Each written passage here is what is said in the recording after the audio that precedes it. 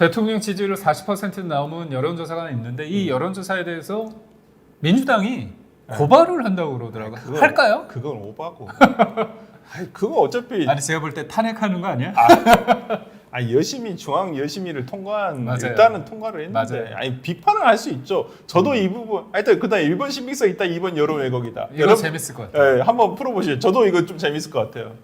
동일 퀴즈는 나와 같은 생각을 가진 사람들이 얼마나 되는지 맞히는 퀴즈입니다. 먼저 당신의 의견을 묻는 질문이 주어지며 질문에 대한 의견을 투표하게 되는데요. 그런 다음 자신과 같은 선택을 한 사람들이 몇 %일지 추측에 입력해 주세요. 점수는 오차범위 20% 내외로 투표 결과에 근접할수록 높게 부여됩니다. 다른 의견에 귀를 기울여야 맞힐 수 있는 게임. 동일 퀴즈에 참여해 보세요. 이거 모르겠어 나는 진짜. 내 상식하고 좀 다를 것 같아. 근데 이게 보면 여하튼 그런 것 같아. 40%냐 아니다 이거는 뭐 신빙성이 어느 정도 있느냐 없다를 떠나서 이런 여론조사가 나온 건 맞아요. 그리고 그렇죠. 사실은 전반적으로 30% 원래는 대통령이 직무정지 됐을 때 일반적인 여론조사 우리가 알려진 여론조사에서는 그게 지지율을 안 했잖아요. 아니 대통령이 지금 직무 수행을 하지 않는데 근데- 대통령 지지율이 무슨 의미가 있느냐. 근데 하는 거죠.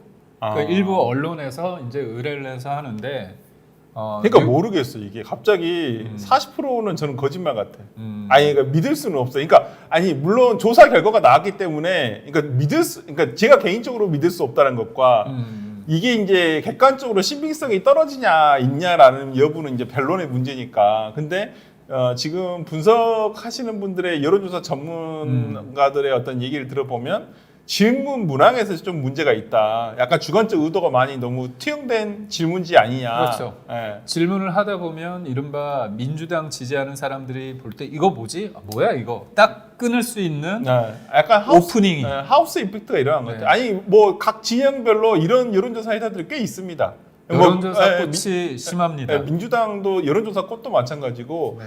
뭐 이쪽은 여론조사 공정, 약간 보수적인 쪽이고요. 뭐 그 다음에 이번에 나타난 여론 평판 연구소? 근데 여기 이쪽이 처음 들어봐. 관련된 기사를 제가 찾아보니까 네. 한규섭 제가 이름은 정확히 모르는데 서울대 요 관련해서 교수님이 네. 이 여론조사를 이른바 정치 지형별로 이념성으로 스펙트럼을 만든 게 있는데 네. 이 여기 나오는 이쪽이 가운데더라고요. 여기가요? 네. 진짜? 아니 그 기사가 있어. 진짜요? 그렇기 때문에 이게 어떤 의도를 가지고 있느냐 보는데 사실 제가 이제 기자를 했기 때문에 정치부 기자를 할 때 그 문항을 누가 만드느냐 기자가 만들어요. 기자가 만들어서 그거를 여론조사 업체에 해. 그래서 그거를 반장이나 부반장급에서 총선 앞두고 질문을 짜요. 근데 그거에 대해서 기존에 예전에 짰던 것들을 참고하죠. 원래 관례를 따라.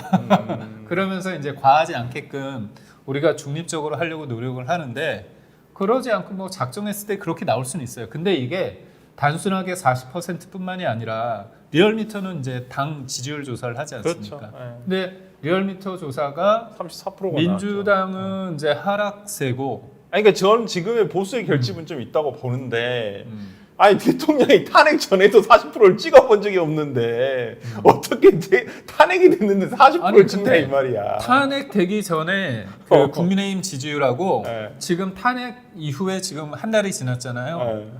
거의 한 달이 됐잖아요.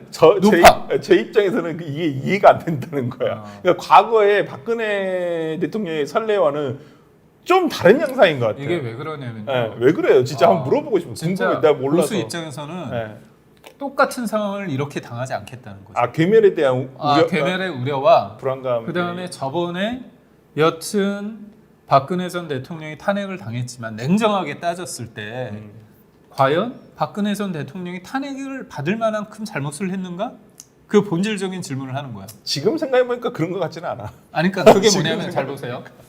변호사님도 그때 일종의 저도 언론이지만 정치가 한쪽으로 확 기울어졌어요. 그때는 좀 광풍이 불었죠. 그렇죠. 광풍이잖아. 네. 그러면 광풍이 불면 요만큼의 문제가 있을 때 이만큼으로 해석되는 거예요. 그러니까 지금 윤석열 대통령에 비하면 박근혜 대통령은 정말 천사예요, 천사. 아니 그러니까 내가 보니까 법도 잘 지키고. 아니 그러면 뭐냐면 변호사님이 그렇게 얘기했지만 그때는 천사가 아니라 악마화 했잖아요. 그때는 배신감이 너무 컸죠. 아니 그러니까. 그러니까 결국은 뭐냐면 문제가 있다고 손치더라도 이거에 대해서 우리가 뭔가 버티지 않으면 휩쓸린다. 그렇죠. 그러면 휩쓸려 가지고 만들어진 정권 교체가 됐을 때 저항감이구나. 조기 대선이 됐을 때 문재인 정부가 됐잖아. 그렇다면 저는 뭐야? 박근혜 전 대통령이 잘못이 있어서 탄핵이 됐어요. 그럼 새로운 정부가 촛불로 해가지고 화합이 되고 통합이 됐느냐? 적폐청산으로 때려박았잖아요. 그래서 거기에서 진영이 고착화됐잖아. 보수는 괴멸됐거든요. 그 흘러서 어떻게 보면 21년도에 재보궐선거를 이기고 22년도에 대선을 이기고 22년에 지방선거를 이긴 거잖아요. 그러니까 그 험난한 길을 견뎌오고 그러니까 이게 우리가 그냥 정치적인 용어로 뭐 괴멸됐다고 하지만 자기의 모든 삶들이 부정당하는 그런 부분이 좀 있어서 그거에 대한 어떻게 보면 쉽게 우리는 이거에 대해서 뭔가 휩쓸리지 않겠다는 존재론적 어떤 그게 있습니다. 한번 결과 한번 봐보겠습니다. 궁금하네요, 진짜. 네. 아 뭐야, 이건 또 원사이드하네. 저도 비슷해요. 예, 그 다음 세대별로 한번 아니 성별로 한번 봐볼까요? 이거 8대2 정도 되겠는데. 네, 8대2, 9대1까지도 나올 수 있을 것 같아요. 아 근데 여성하고 남성하고 상당히 틀리네요. 그 다음에 최종 결과 한번 최대한 봐보겠습니다. 2대8 정도 나올 것 같습니다. 네. 2대8. 아 너무 적게 갔는데 이번에. 예. 하여튼 저의 바람과는 좀 많이 틀렸습니다. 아니 오늘 그래서 김기웅 대변인의 저는 한번 궁금했어.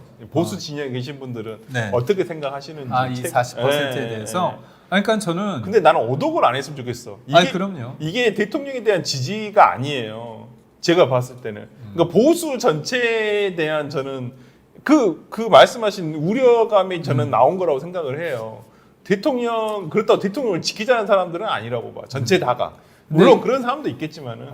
그러니까 그렇게 보시면 돼요. 그러니까 대통령 개인을 지키는 건 아니다. 이렇게 설명하는 것도 맞고 대통령 개인에 대한 지킴도 맞아요. 왜냐? 딱 떨어지게 유불리가 되는 게 아니에요. 그렇죠. 그러니까 네, 이게 그 딱 부분은. 칼로 도려내서 개인을 지키는 것과 이게 아니고 대통령으로서의 어떤 보수 대통령의 이분에 대해서 방어권이 있는 상황에서 이걸 돼야 된다 그런 생각이 큰 거죠.